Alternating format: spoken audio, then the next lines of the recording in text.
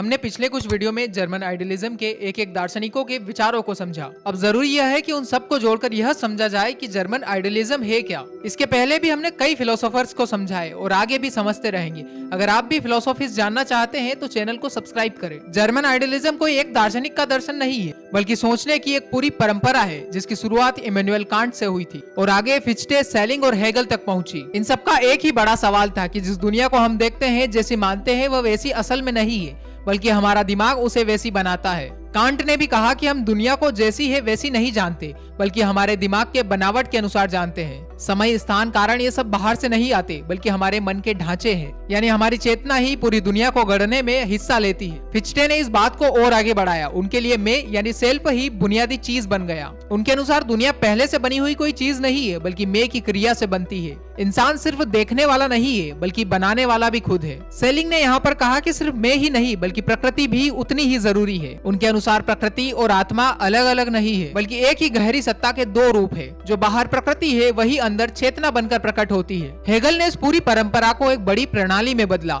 उनके लिए वास्तविकता कोई स्थिर चीज नहीं है, बल्कि चलती हुई प्रक्रिया है।